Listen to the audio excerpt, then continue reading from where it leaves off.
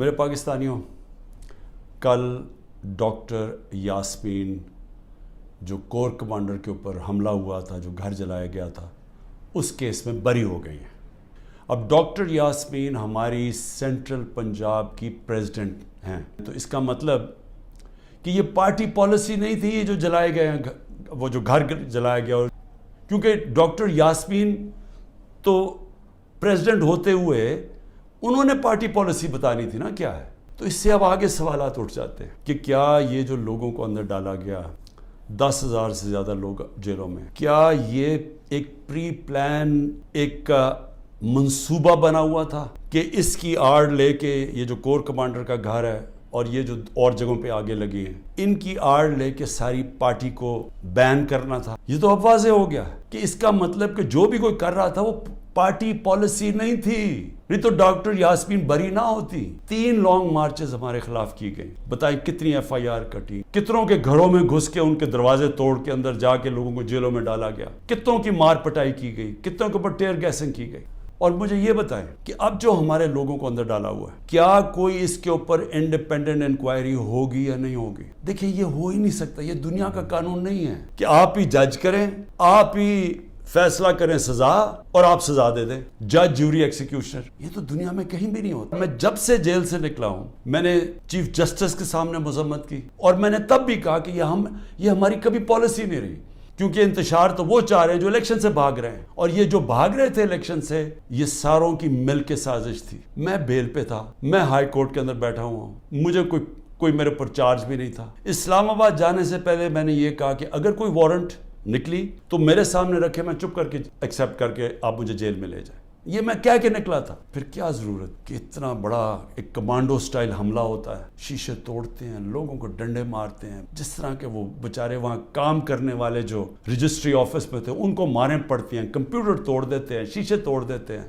اور مجھے ایک دہشت گرد کی طرح پکڑ کے لے کے جاتے ہیں، جو ساری دنیا میں وہ چلی جاتی ہیں تصویریں۔ تو اس کا بعد تو رد عمل آنا تھا۔ تو اب میں یہ سوچ رہا ہوں کہ کیا یہ جان کے کیا گیا تھا؟ کیونکہ مجھے آرام سے بھی پکڑ سکتے تھے، مجھے پولیس بھی پکڑ سکتی تھی، میں ہائی کورٹ سے باہر نکلتا تب بھی پکڑ سکتے تھے، میرے ساتھ تو کوئی لوگ ہی نہیں تھے۔ تو کیا وہ سارا کچھ کرنا، وہ مار دھاڑ کرنا، کیا یہ منصوبے کا حصہ تھا؟ اگر سچ پہ پہنچنا ہے کہ انڈیپینڈنٹ انکوائری کی جائے۔ دوسری چیز، میں اپنے کارکنوں کی اب بات کرنا چاہتا ہوں، کیونکہ سارے ایک ہی کہانی سنا رہے ہیں، اتنے زیادہ لوگ ہیں، جیل چھوٹا ہے، سب کو وہاں بند کیا ہوا ہے، یعنی وہ جیل میں گنجائش ہی نہیں ہے جو جیلوں میں جتنے زیادہ لوگوں کو انہوں نے بند کیا ہوا۔ کس حالات میں وہ رہ رہے ہیں، کس طرح گندگی ہے وہاں، کھانا ان کو دیا نہیں جاتا، 2 دن کہتا ہم نے روزے رکھے ہیں، کھانا ہی نہیں تھا، اور پھر ان سے جو سلوک کیا گیا، یعنی ایسے رکھا گیا، یہ پولیٹیکل ورکرز ہے، انہوں نے کوئی کرائم نہیں کی، ان کی ابھی تو کرائم ثابت ہی نہیں ہوئی، اور پھر وہ بتاتے ہیں ہم جاتے تھے ادھر عدالت میں، وہاں سے نکلتے تھے دوسرے کیس پہ اندر ڈال دیا۔ میں یہ سوال پوچھتا ہوں کہ جو بھی آج حکمرانی کر رہے ہیں، کیا ان کو اندازہ ہے کہ یہ پاکستان کو کتنا نقصان پہنچایا جا رہا ہے؟ ٹھیک ہے، تحریک انصاف کو کمزور کیا جا رہا ہے، توڑا جا رہا ہے، لوگوں کو دھمکیاں دے کے چھڑوائی جا رہی ہے، پارٹی گھروں میں گھس جاتے ہیں، خاندان کے لوگوں کو پکڑ کے لے جاتے ہیں، بزنسز تباہ کر رہے ہیں، حماد اظہر کی فیکٹری بند کر دی ہے، اور بھی میں سب کا بتاؤں کہ جن کے ہمارے جن کے کاروبار تھے، کاروبار بند کر دی۔ عاطف خان کا کاروبار، 100 سے زیادہ لوگ وہاں کام کرتے تھے، وہ بند کر دیے۔ ملٹری کورٹس سیٹ اپ کیے ہیں ایک ہی وجہ سے کہ میرے کوئی بھی کیس کے اندر مجھے سزا نہیں ہو سکتی، سارے میں نے وکیلوں کے ساتھ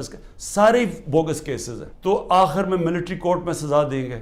یہ کھولے اس لیے کہ عمران خان کو سزا دی، چلیں جی میں جیل میں چلا گیا، اب آگے چلیں گے، اس کے بعد کیا ہوگا؟ اس کے بعد پوچھنے کی بات یہ کہ کیا پاکستان جو تیزی سے اس دلدل میں پھنستا جا رہا ہے، اس سے نکل جائے گا؟ کیا ہماری معیشت جو اس وقت کبھی اتنے برے حالات میں نہیں تھے جو آج ہے، کیا یہ جو مہنگائی پاکستان کی تاریخ میں سب سے زیادہ 12.4% تھی جب ہم اقتدار میں تھے 1 سال پہلے، آج وہ 38% پہ پہنچ گئی ہے؟ یعنی لوگوں کو تنخواہ دار طبقے کے لیے اب وہ عذاب آ گیا ہے، بجلی کے بل نہیں دیے جائیں گے ان سے۔ تو کیا یہ ٹھیک ہو جائے گا اس سے؟ جو فیکٹس اور سٹیٹسٹکس ہیں، اعداد و شمار، یہ تو چھپتے نہیں ہیں۔ یہ تو آپ سیدھی طرح پاکستان کی وہ اکنامک سروے دیکھ لیں، اس میں تماشا دیکھ لیں کہ کیا ہوا ہے، کہاں 2 سال ایوریج اوسط جو ہماری اکانومی بڑھ رہی تھی وہ 6% تھی۔ 6% کا مطلب یہ ہے کہ پاکستان کی تاریخ میں یہ وہ 2 سال تھے جدھر سب سے زیادہ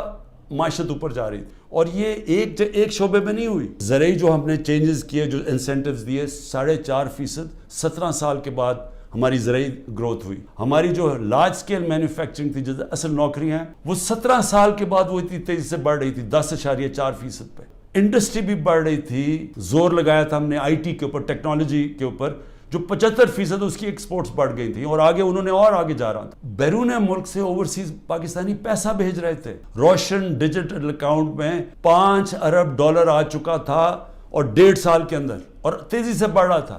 یعنی بیرون ملک پاکستانیوں کا پیسہ آنا شروع ہو گیا تھا. بڑے پروجیکٹس تھے ہمارے، جس طرح وہ راوی سٹی، اس طرح کے بڑے پروجیکٹس میں اوورسیز پاکستانی کا ہم نے پیسہ لے کے آنا تھا. جو اگر یہ سندھ حکومت نہ ہمارا وہ پروجیکٹ بنڈل آئلینڈ کا ختم کرتی، بڑے بڑے اربوں ڈالر کی وہاں انویسٹرز تیار تھے آنے کے لیے، تو پاکستان میں ڈالرز بھی آ رہے تھے. تو ملک جب ترقی کر رہا تھا، اس کو جب اب یہاں پہنچایا ہے، اور ان لوگوں نے آ کے آج تباہی کے کنارے پہ کھڑا کر دیا ہے. نہ باہر سے انویسٹمنٹ آ رہی ہے، نہ کوئی پیسہ آ رہا ہے، نہ باہر سے کسی کو اعتماد ہے، نہ اندر سے. تو کیا انہوں نے ان کو اب آگے لے جا کے ملک ٹھیک کرنا ہے؟ ملک تو تب ٹھیک ہوگا جب رول آف لا ہوگا.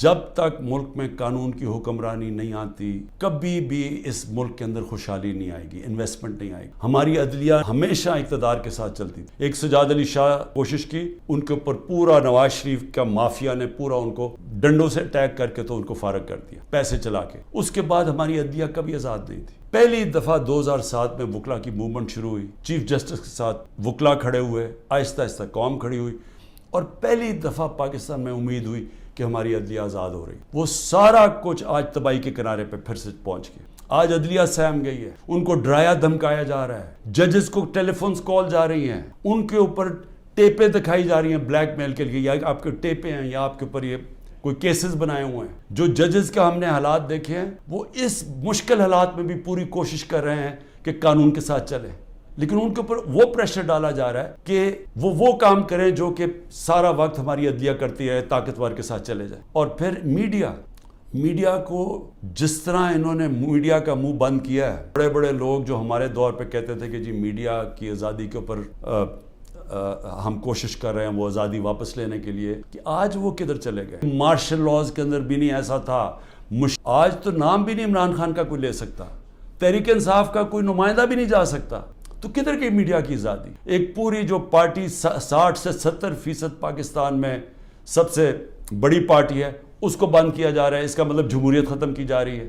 عدالتوں کو دبایا جا رہا ہے، ان کے اوپر پریشر ڈالا ہوا ہے کہ وہ فیصلے نہ کریں، جمہوریت کے ساتھ نہ کھڑے ہوں. تو اب رہ کیا گیا؟ ایک ہی فارمولا ہے کہ پاکستان کے اندر رول آف لا قائم کریں. الائن دبئی کے اندر ابھی مجھے وہاں سے خبر آئی کہ پچھلے 8 مہینے کے اندر پاکستانیوں نے الائن میں اتنی انویسٹمنٹ کی ہے جو کہ انہوں نے 10 سال میں پاکستانیوں نے نہیں وہاں کی. تو پاکستان کا تو سرمایہ باہر جا رہا ہے. ہیومن کیپٹل ہے، یعنی جو ہمارے پروفیشنلز ہیں جن کو باہر نوکریاں مل سکتی ہیں، وہ چھوڑ کے جا رہے ہیں. نہ اسٹیبلشمنٹ کے پاس کوئی روڈ میپ. تو یہ تو ہمیں اندھیرے میں لے کے جا رہے ہیں. دیکھیں، 2 راستے ہیں. فیصلہ ہم نے کرنا ہے کہ کیا ہم نے یہ ایک جنگل کے قانون کی طرف جانا ہے اور تباہی کی طرف اور اندھیرے کی طرف، یا ہم نے ساری قوم نے جدوجہد کرنی ہے آزادی کی طرف، رول آف لا کی طرف، کانسٹیٹیوشن کی طرف، حقیقی جمہوریت کی طرف اور خوشحالی کی طرف. یہ 2 راستے اب آ گئے، اور میں یہ امید رکھتا ہوں کہ جس طرح میں کھڑا ہوں اور اینڈ تک جب تک زندہ کھڑا رہوں گا، آپ نے بھی اس ملک کی حقیقی آزادی کے لیے کھڑے رہنا ہے. شکریہ.